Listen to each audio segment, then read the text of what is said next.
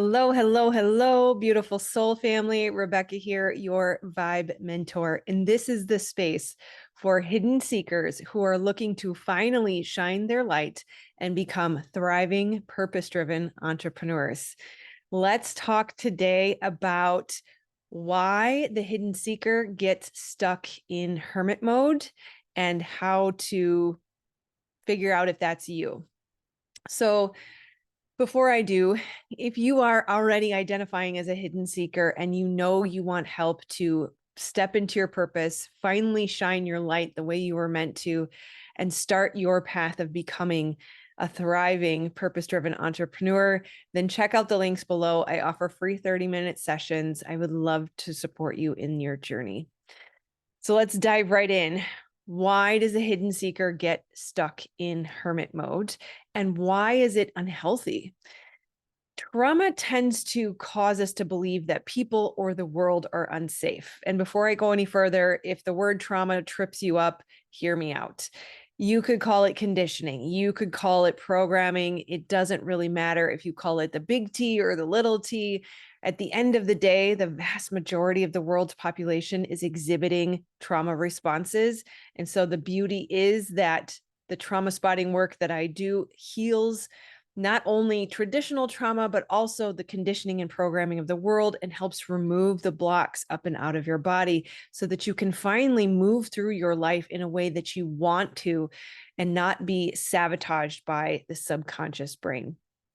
So many of us, whether it's because of trauma or because of our spiritual path, have decided that people are not safe and the world is not safe, which unfortunately is not necessarily true. But when your subconscious brain, your limbic system, your nervous system have all decided that that is the case, it's just not possible to force yourself into engaging with people. Right? The world even encourages us to do things on your own, be independent. It's as if you get brownie points for doing it alone, right? Even the spiritual world encourages spiritual bypassing through the illusion of healing in isolation. The truth is, you cannot heal in isolation. We were made for connection. And yes, it is true that some cocooning phase is necessary. I'm not debating that. What we're talking about here is perpetual hermit mode, where we never fully step into shining our light. We know that we are here to help bridge the gap from the old world to the new world. To shine, to be a light worker means to shine your light and to be seen. And yet, far too many spiritual people are stuck in hermit mode, or, tiptoeing in the water, satisfying the desire for purpose-driven work, but then finding themselves recoiling back into isolation, shrinking back, playing small, people pleasing or over giving. These are all hallmarks of the unhealed, hidden seeker, right? So one biological point to note: there is a mechanism in the brain that when you engage in an intimate connection, and that does not mean romantic, it means safe, where you feel comfortable being fully who you are and fully vulnerable. This mechanism in the brain, when you engage in intimate relationships, literally creates a chemical cocktail that is equivalent to the street drug Oxycontin. I'm not familiar with it, so pardon me if I'm saying that wrong, but you know what I'm trying to say. That tells us that we are made for connection. In fact, this area of the brain, if it does not have intimate connection, will literally starve itself to death. This is why people die in isolation in prison. This is also why we have a massive drug issue with this type of drug. So there is plenty of biological evidence and psychological evidence to support the fact that we are made for connection. We are not made to be in isolation. I think the COVID lockdown is also evidence of that so many people struggled. Depression was through the roof, abuse for domestic violence, all things of that nature increased because of the isolation. So if you have been in hermit mode for more than a couple of months, You are likely dealing with, and you can call it complex trauma or you can call it conditioning and programming, but you have an overactive limbic system, right? The subconscious area of the brain, the emotional part of the brain, and a sensitive nervous system. Yes, we all know we're all sensitive. We're all highly empathic. Did you know that high sensitivity is actually a trauma response? Doesn't make it any less of a superpower, but it's just evidence that we are trying to work against our biology, and that's not going to work. At the end of the day, your smart brain knows all of the things that you need to do to become a thriving, purpose-driven entrepreneur. But your limbic system says it's not safe. And it acts like this glass ceiling that will not allow you to step out of your current comfortable, safe state. And that's why no amount of bootstraps or willpower is going to accomplish what we need to accomplish. You're literally fighting against your own biology. If your brain and your body say it's not safe, it is not going to allow you to be seen, to offer your gifts, to show up in the world, to ask for money for what you do. And so this is what causes the shutdown and the isolation is your nervous system and your limbic system have decided that the world is not safe and people are not safe. So I ask you the question, how are we supposed to shine our light and be the shining light worker if our nervous system and our limbic system have decided it's not safe to do so? The answer is trauma healing. We have to work with the body, desensitize the triggers, calm the nervous system, and in essence, reprogram the subconscious and the limbic brain so that it's not perceiving threat when there really isn't one. And this is the trick. This is why we have to use somatic healing work, because the body keeps the score. No matter how much talk therapy we go through, we will not be able to move through this block until we work with the body, because the body keeps the score. The nervous system and the limbic system are in charge. And so we have to get them on board. What's really interesting is for those of us who got stuck in hermit mode for a really long time, we tend to turn to social media. It is this faux connection that makes us feel like, at least I talked to somebody today. If you didn't have social media and you tried to stay in your house, you wouldn't be able to tolerate it. You would have to go out and engage with people because your biology is designed for connection. And so you would find the drive to go out and do it. But social media tends to give us that faux connection that makes us feel like, well, I talked to some people today, so maybe that's close enough.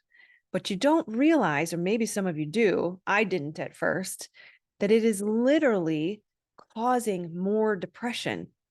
It causes more anxiety. It is like sucking the life force out of you. Your life force, your creative force, is your focus and attention. And how many times have you sat down to scroll on Facebook or scroll on YouTube or Instagram or whatever your, TikTok, whatever your preferred social platform is, and time escapes you? It's hours later and you feel like, why did I just spend my time that way? You feel empty, you feel hollow, but you had just enough connection to keep the brain satisfied. So it's really interesting that the other tendency for us when we're stuck in hermit mode is binging on knowledge, wisdom gaining, right? So we're seeking ancient wisdom, more knowledge, more healing modalities. We're trying to quench this unquenchable thirst, right? And we're trying to pacify the yearning, our soul's desire, the urge towards our purpose with more information, more knowledge. We're constantly taking it in, but we're never pouring it out. And again, that will leave us feeling empty and hollow inside. There's a knowing that I'm still searching for something. I'm still yearning for something. What is that? And it's very interesting that because we have this kind of push-pull relationship, right? That we're not able to engage with people. And yet that's what we want more than anything. We want belonging. We want to feel part of a group. We want to find our soul family. We want to feel valuable. We want to feel like we're worthy and adding value and doing something that matters in the world. And yet, in order to do that, it requires engaging with people, the very thing that your nervous system has decided is not safe. And so how can you win that battle? If the limbic system always wins and it always overrides the intelligent brain, we have to work on the nervous system and the limbic system to get them on board so we can have that mind, body, soul alignment and everything is moving in the same direction and feeling, instead of feeling like we are playing tug of war, right? It's that push pull between relationships are necessary for my purpose and my health, and my mental health and my biological health, but it's also a threat to my body and my limbic system. Your relationships are critical, not only to your healing, but to your purpose. And here's the best part of all, that relationships, healthy relationships, are one of the most important factors in healing.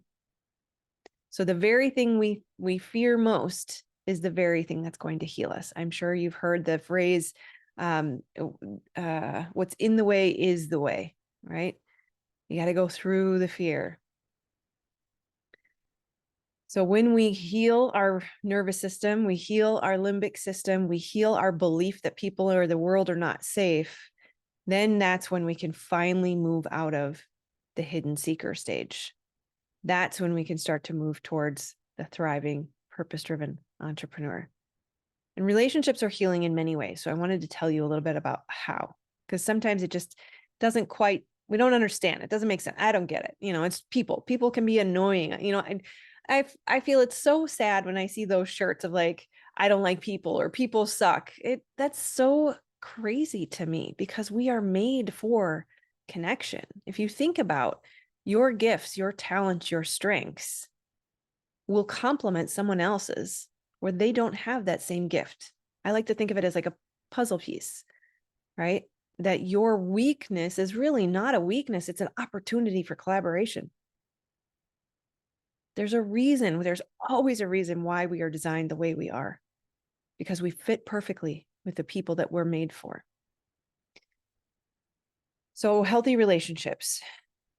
I'm kind of skipping the healing process. So I will preface this before we jump into how relationships heal you, is that you have to go through the trauma healing. You have to process the trauma, let your body have its process. Work with someone who does something like I do, trauma spotting through source tapping, otherwise known as the test method. You can use somatic healing. I highly recommend, if you are a spiritual person, to have some sort of support from a spiritual being. Otherwise, it's not going to quite take you all the way there. EMDR can be great. It's a little bit harsh for me. Brain spotting is good too. That is the foundation of the trauma spotting method that I use. So how do relationships help? So once we are moving through the bulk of the trauma, we know how to have healthy boundaries. We know how to interpret our triggers. We know how to process and move things through our body. Healthy relationships can be helpful, or are helpful. They are very healing for many different ways.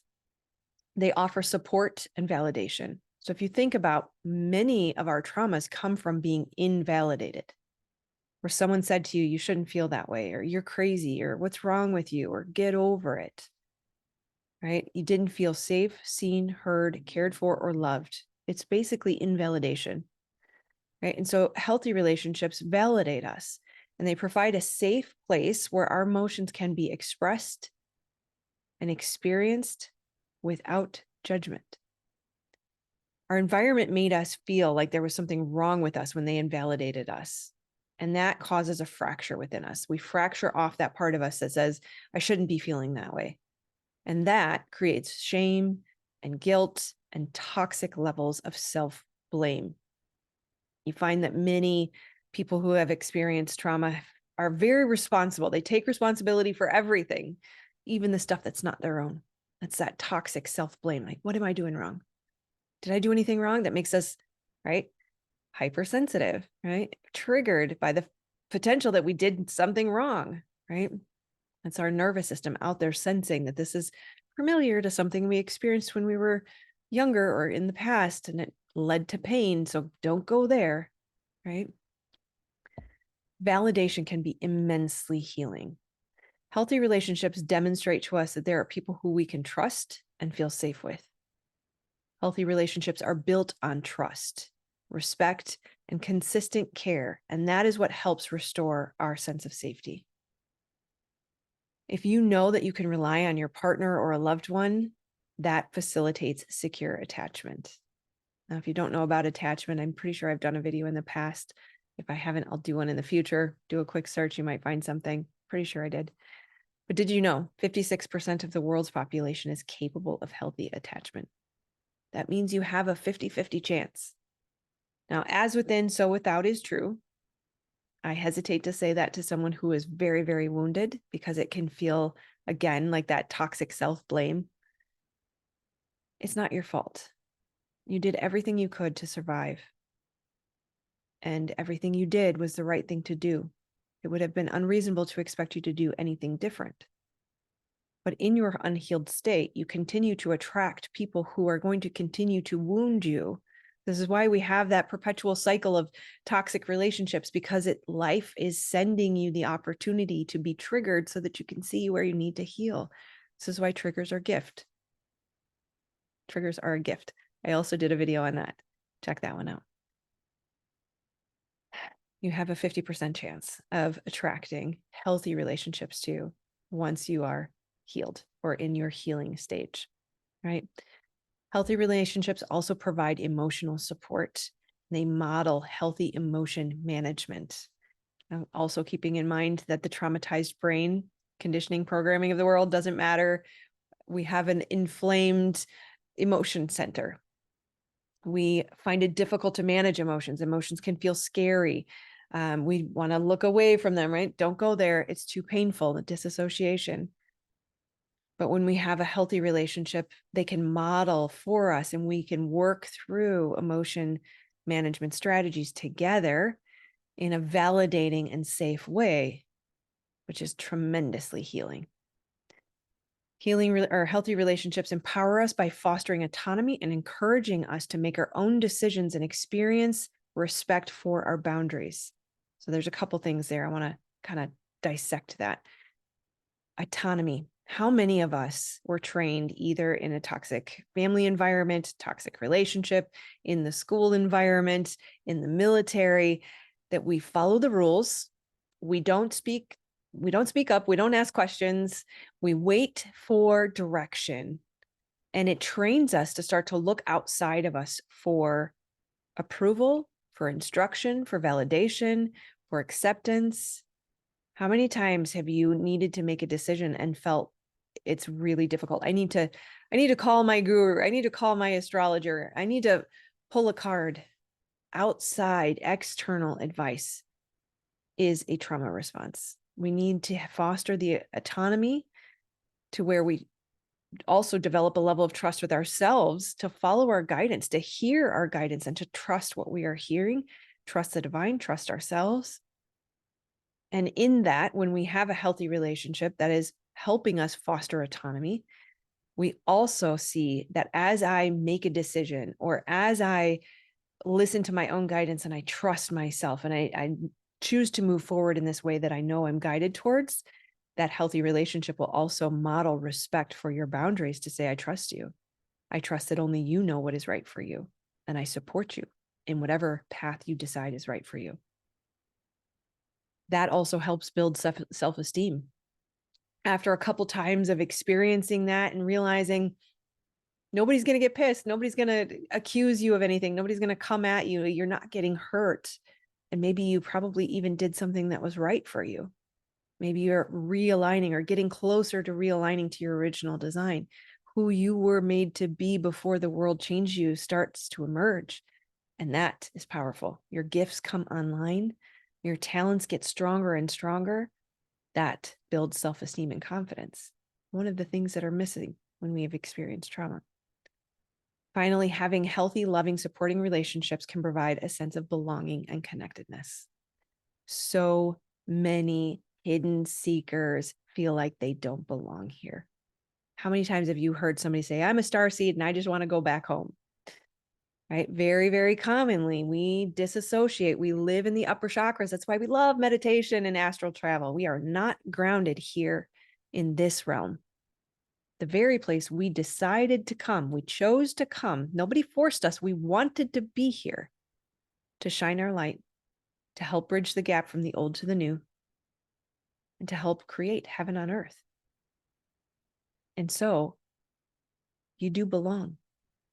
When you come together, if you come meet me in a free session, if you come join our community, the New Earth Construction Team, if you join the Trauma Spotting Training Certification course, you will meet people, you will find your family. But just know this. I think I also did a video on feeling like we don't belong because it is so common for us. But leaders can't be followers. You cannot be the goat of your time in what you are gifted to do here on earth if you are one of the sheep. You can't be like everybody else. We are here to bridge the gap from the old world to the new world. We have to be different. There's a reason why you walk into the room and people stare at you. It's not because there's something wrong with you. There's not mud on your face. Your energy is felt palpably different. And that's a good thing. And when you come together with your family, with relationships, healthy attachment, supportive, validating, safe, nourishing, encouraging, lifting you up, you will heal and you will know you are belonging, deserving, connected, and right where you're supposed to be. So no more hermit mode, no more hidden seeker. The world needs the gift that only you can offer. And it is time to shine your light. And like I said, I offer free 30-minute sessions. There's nothing stopping you other than clicking that button right below this. And I promise you, you'd be surprised. My gift is being able to find the root cause of your block. And at the very least, you'll have awareness of what you're working with. And if you'd like to continue to work together, I would love to support you. All right. I love you, my friends, so, so very much. I feel you. And I'm here for you. Your purpose is my purpose. Make sure to like, subscribe, and at the very least, comment below because that will help boost the YouTube algorithm and get this video out to more people. Share if there's anyone that you know that could benefit from it. Otherwise, I will see you very soon. I'm sending you love.